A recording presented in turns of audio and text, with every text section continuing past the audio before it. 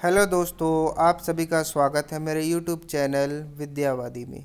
दोस्तों, इस पाठ स्वामी की दादी को कराने से पहले मैं आपको कुछ इम्पोर्टेंट बताना चाहता हूँ कि मैंने आपको ये जो 11 चैप्टर के हमने जो है कि मैंने आपको नहीं पढ़ाया अभी तक। ठीक है दोस्तों, तो मैं उसका पाठ आपको पढ़ा दूंगा और साथ ही में स्वामी की दादी भी शायद मैंने आपको पाठ नहीं करवाया है मेरे ख्याल से, तो उसका भी मैं पाठ आपको करवा दूंगा। ठीक है दोस्तों, तो चलिए दोस्तों इस वीडियो को आरंभ करते हैं।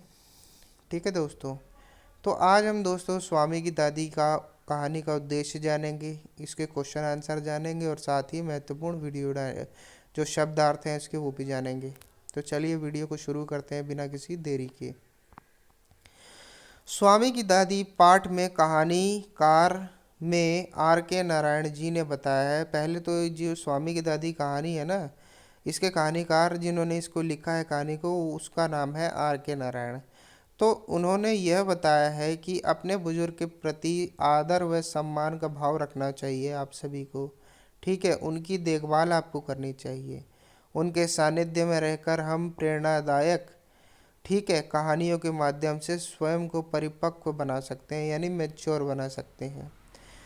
हर अच्छे बुरे में फ़र्क को जानकर अपने व्यवहार और व्यक्तित्व को बेहतर बना सकते हैं।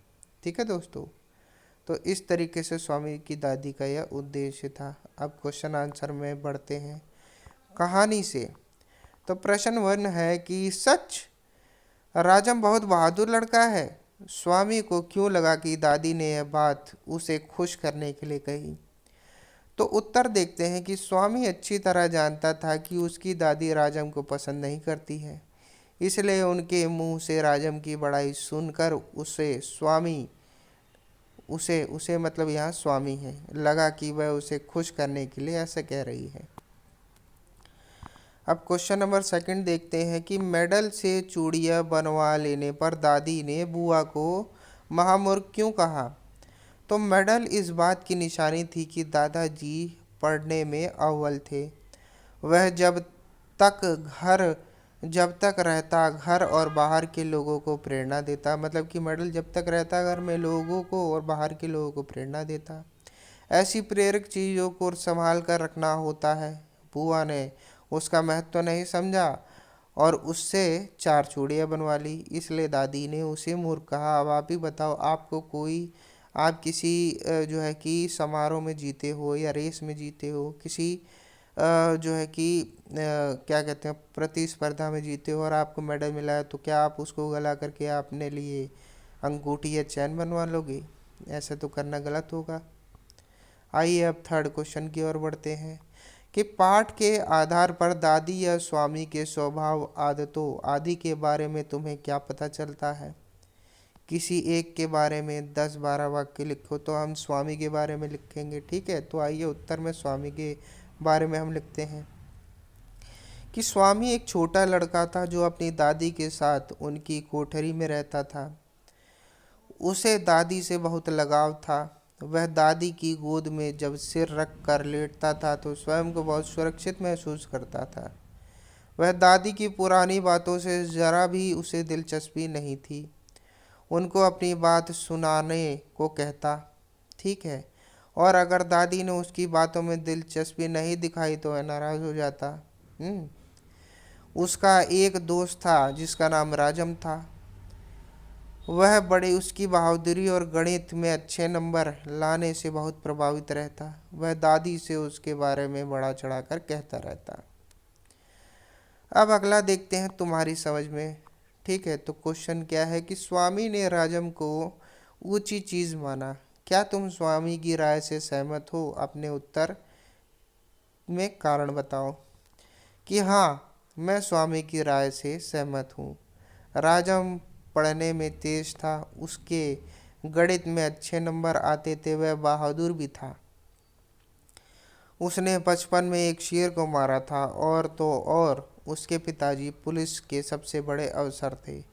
उसके पास पुलिस की वर्दी थी। तो दोस्तों, मैं आपको पहले ये चीज़ बताना चाहूँगा कि आप अपने आप को ना कभी भी किसी से नीचा मत समझना या ऊंचा मत समझना। ठीक है, आप अपने आप को हमेशा एक इंसान के सामान्य या नीचे ही समझना, ठीक है। इससे क्या होगा कि आप कभी भी जो है कि कोई जो है कि लाइफ में वो नहीं खाएंगे धोखा, या कोई भी आपको वो चीज़ नहीं होगी। इससे क्या होगा ना कि देखो दोस्तों, होता क्या है कि जब हम किसी व्यक्ति को अपने से ज़्यादा जो है कि अहमियत देने लगते हैं ना, तो हम जो है कि उसके एक प्रकार के चेले के रूप में बन जाते हैं और अपनी अहमियत को कहीं खो देते हैं। हम अपने आप को कभी जान ही नहीं पाते। इसलिए कभी भी अपने आप को किसी से ऊंचा या नीचा नहीं समझना चाहिए। अब अगला क्वेश्चन देखते हैं कि स्वामी का अपनी दादी के साथ कैसा रिश्ता था। 3-4 वाक्यों में लिखो। तो स्वामी का अपनी दादी से बहुत लगाव था। वह उनकी गोद में सिर रखकर सुरक्षित महसूस करता था।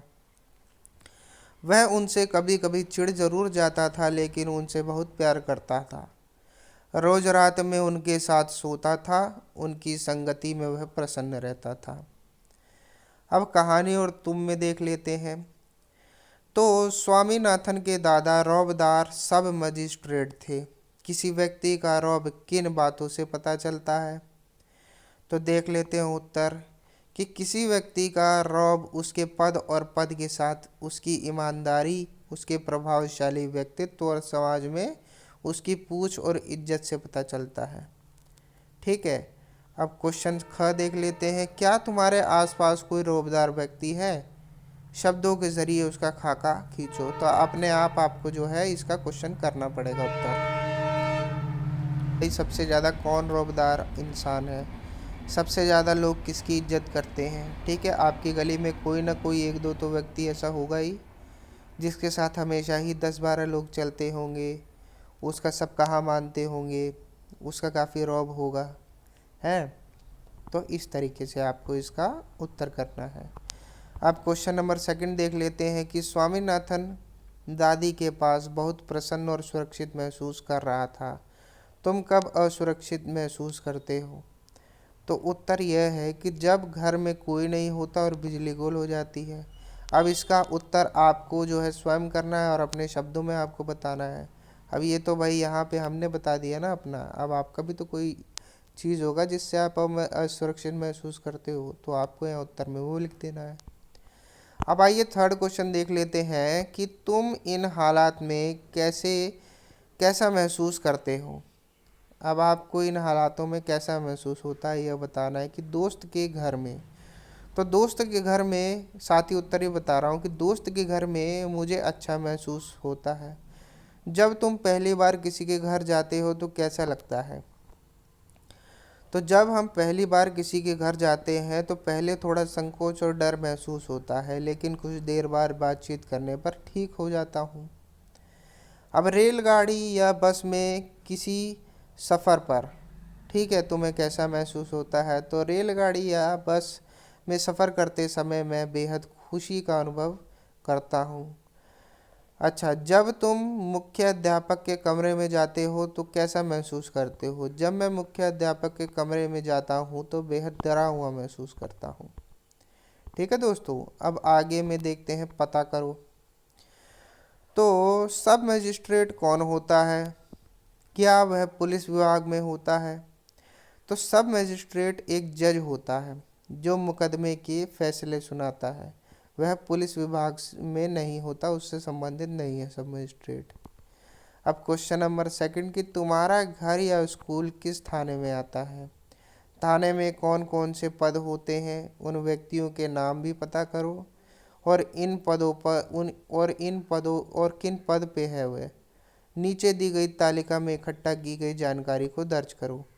तो इसके लिए ना देखो दोस्तों, यहाँ पे क्या लिखा है कि थाने का नाम आपको लिखना है, जो आपके इलाके का थाना है उसका नाम लिखना है। ठीक है।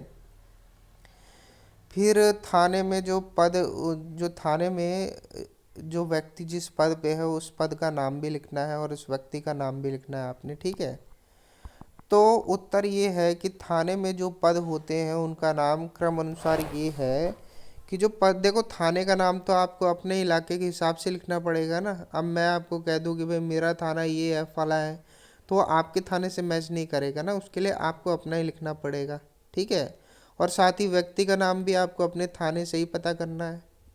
तो मैं पद का नाम ओनली बता देता हूँ कि एक थाने में कौन कौन से पद होते हैं।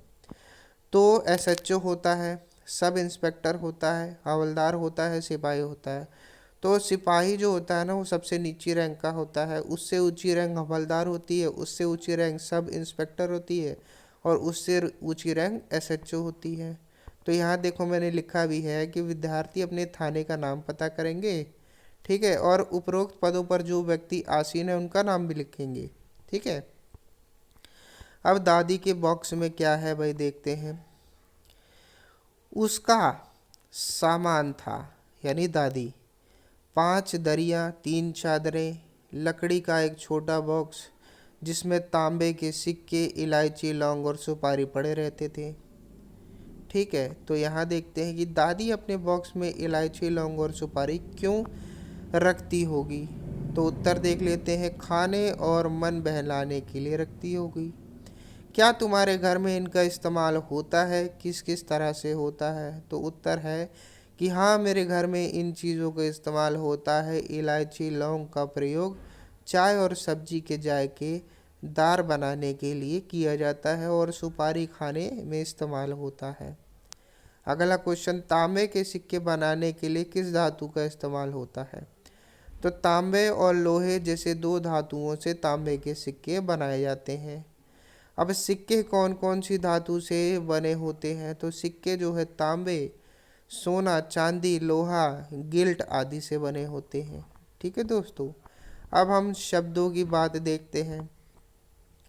नीचे पहले स्तंभ के रेखांकित विशेषणों और दूसरे स्तंभ के शब्दों का वाक्य में प्रयोग करो, ठीक है।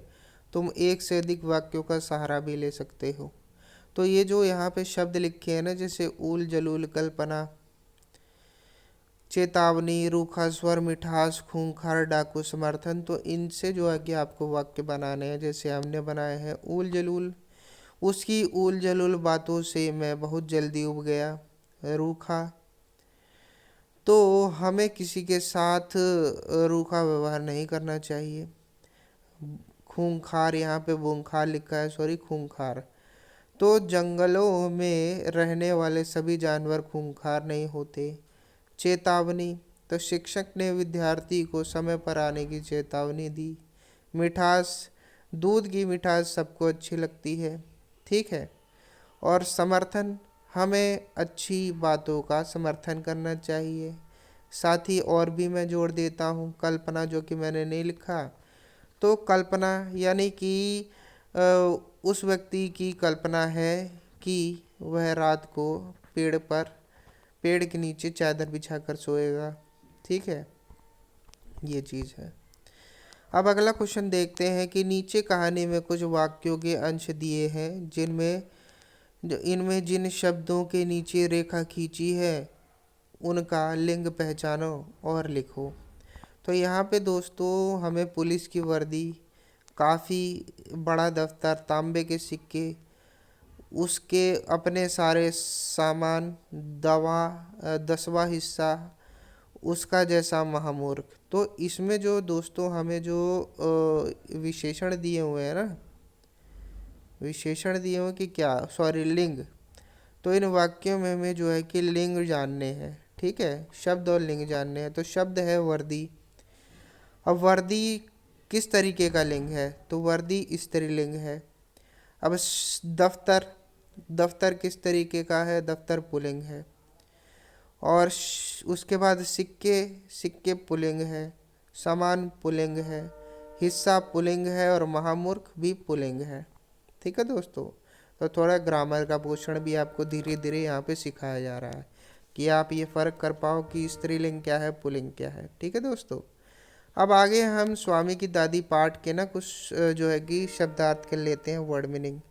जैसे खूंखार का मतलब डरावना, अधीर का मतलब बेचैन, गड़बड़ का मतलब उल्टा पुल्टा, परीक्षक का मतलब होता है जो परीक्षा के कॉपी जांचते हैं, उल झलूल का मतलब होता है बेकार या व्यर्थ, ठीक है दोस्तों। तो इस तरीके से स्वामी की दादी से रिलेटेड हमने इसका उद्देश्य, प्रश्न उत्तर और साथ में वर्ड मीनिंग कर लिए। तो दोस्तों अब हम अपनी वीडियो को आगे बढ़ाते हैं। इसी तरीके से आप पढ़ते रहिए, ठीक है। धन्यवाद। अब हम आपको अगली वीडियो में मिलेंगे।